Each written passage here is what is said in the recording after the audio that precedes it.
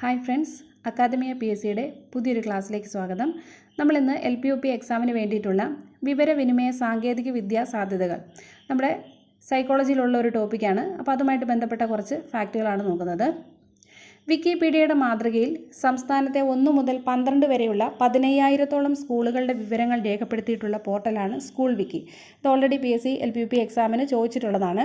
വിക്കിപീഡിയയുടെ മാതൃകയിൽ സംസ്ഥാനത്തെ 1 മുതൽ 12 വരെയുള്ള 15,000-ഓളം സ്കൂളുകളുടെ വിവരങ്ങൾ രേഖപ്പെടുത്തിയിട്ടുള്ള പോർട്ടലാണ് സ്കൂൾ വിക്കി.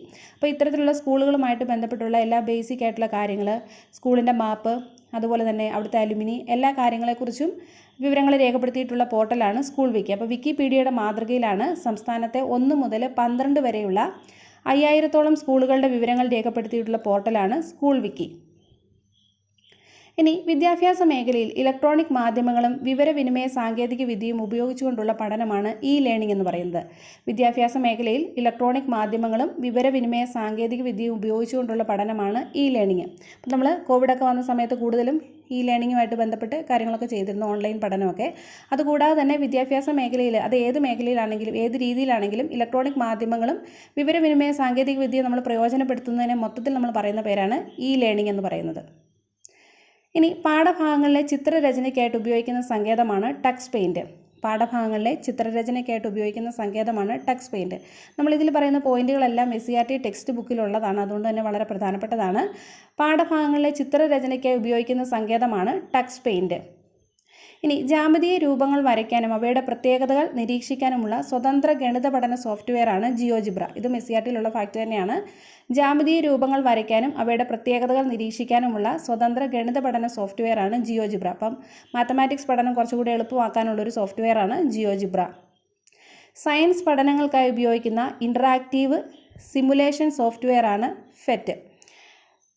സയൻസ് പഠനങ്ങൾ അതിന് വേണ്ടിയിട്ട് ഉപയോഗിക്കുന്ന ഒരു ഇൻറ്ററാക്റ്റീവ് സിമുലേഷൻ സോഫ്റ്റ്വെയറാണ് ഫെറ്റ് എന്ന് പറയുന്നത്. സാമൂഹ്യ ശാസ്ത്ര പഠനത്തിനായി ഉപയോഗിക്കുന്ന ഡെസ്ക്ടോപ്പ് പ്ലാനറ്റേറിയം സോഫ്റ്റ്വെയറാണ് സ്റ്റെല്ലേറിയം. ഇത് ഓൾറെഡി PSC ചോദിച്ചിട്ടുള്ളതാണ്. സാമൂഹിക ശാസ്ത്ര പഠനത്തിനായി ഉപയോഗിക്കുന്ന ഡെസ്ക്ടോപ്പ് പ്ലാനറ്റേറിയം സോഫ്റ്റ്വെയറാണ് സ്റ്റെല്ലേറിയം. ഇനി മൂലകങ്ങളുടെ സ്വഭാവ സവിശേഷതകൾ തിരിച്ചറിയാനും താരതമ്യം ചെയ്യാനും ഉപയോഗിക്കുന്ന സോഫ്റ്റ്വെയറാണ് കാൽസ്യം. അപ്പം രസതന്ത്രവുമായിട്ട് ബന്ധപ്പെട്ട പഠനം എളുപ്പമാക്കുന്നതിന് വേണ്ടിയിട്ടുള്ള സോഫ്റ്റ്വെയറാണ് കാൽസ്യം. മൂലകങ്ങളുടെ സ്വഭാവ സവിശേഷതകൾ തിരിച്ചറിയാനും താരതമ്യം ചെയ്യാനും ഉപയോഗിക്കുന്ന സോഫ്റ്റ്വെയറാണ് കാൽസ്യം. ഇനി 1 മുതൽ 4 വരെ ക്ലാസ്സുകളിൽ ഉപയോഗിക്കുന്ന ICT ആക്ടിവിറ്റി പുസ്തകങ്ങൾക്ക് പൊതുവിനെ പറയുന്നതാണ് കളിപ്പെട്ടി.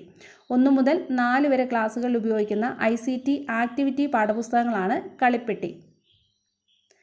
അപ്പർ പ്രൈമറി ക്ലാസ്സുകളിൽ ഉപയോഗിക്കുന്ന ICT ആക്ടിവിറ്റി പുസ്തകങ്ങൾ വിദ്യ എന്ന പേരിലാണ് അറിയപ്പെടുന്നത്. അപ്പോൾ പ്രൈമറി ക്ലാസ്സുകളിൽ, അതായത് 1 മുതൽ 4 വരെയുള്ള ക്ലാസ്സുകളിൽ ഉപയോഗിക്കുന്ന ICT ആക്ടിവിറ്റി പുസ്തകങ്ങളുടെ പേര് കളിപ്പെട്ടി എന്നും, ഇനി അപ്പർ പ്രൈമറി ക്ലാസ്സുകളിലാണ് ഉപയോഗിക്കുന്ന ICT ആക്ടിവിറ്റി പുസ്തകങ്ങളുടെ പേര് വിദ്യ എന്നുള്ള പേരിലുമാണ് അറിയപ്പെടുന്നത്. ഭൂപടങ്ങൾ പരിചയപ്പെടാനും അതുമായി ബന്ധപ്പെട്ട പഠന പ്രവർത്തനങ്ങൾ ചെയ്യാനും അവസരം നൽകുന്ന സോഫ്റ്റ്വെയറാണ് K-ജോഗ്രഫി. അപ്പോൾ ഭൂപടങ്ങളുമായിട്ട് ബന്ധപ്പെട്ട പഠനം നടത്താനും അതിനെക്കുറിച്ചുള്ള കൂടുതൽ കാര്യങ്ങൾ അറിയാനും ഓരോ പ്രദേശത്തിൻ്റെ പ്രത്യേകതകളൊക്കെ മനസ്സിലാക്കാനും മാപ്പുകളൊക്കെ ക്രിയേറ്റ് ചെയ്യാനും കുട്ടികളെ സഹായിക്കുന്ന സോഫ്റ്റ്വെയറാണ് K-ജോഗ്രഫി. ഭൂപടങ്ങൾ നന്നായി പരിചയപ്പെടാനും അതുമായി ബന്ധപ്പെട്ട പഠന പ്രവർത്തനങ്ങൾ ചെയ്യാനും അവസരം നൽകുന്ന സോഫ്റ്റ്വെയറാണ് K-ജോഗ്രഫി. ഇപ്പോൾ സ്കൂൾ വിദ്യാഭ്യാസ മന്ത്രാലയത്തിൻ്റെ പോർട്ടലാണ് ദീക്ഷ. സ്കൂൾ വിദ്യാഭ്യാസ മന്ത്രാലയത്തിൻ്റെ പോർട്ടലാണ് Diksha. Digital infrastructure for knowledge sharing ആണ് ദീക്ഷയുടെ പൂർണ്ണരൂപം. അപ്പോൾ നമ്മുടെ സ്കൂൾ വിദ്യാഭ്യാസ മന്ത്രാലയത്തിൻ്റെ പോർട്ടലാണ് ദീക്ഷ.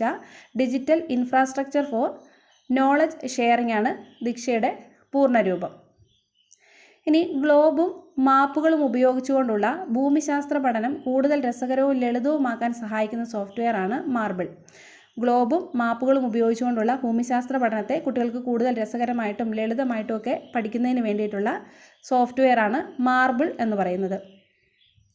അപ്പോൾ നമ്മുടെ ഈ വിവരസാങ്കേതിക വിദ്യയുമായിട്ട് ബന്ധപ്പെട്ട് നമ്മുടെ സിലബസിലുള്ള കുറച്ച് കാര്യങ്ങളാണ് നമ്മൾ ഡിസ്കസ് ചെയ്തത്. ഇതൊക്കെ ഓൾറെഡി നമ്മുടെ SCERT ടെക്സ്റ്റ് ബുക്കുകളിലുള്ള പോയിൻറ്റ്സുകൾ തന്നെയാണ്.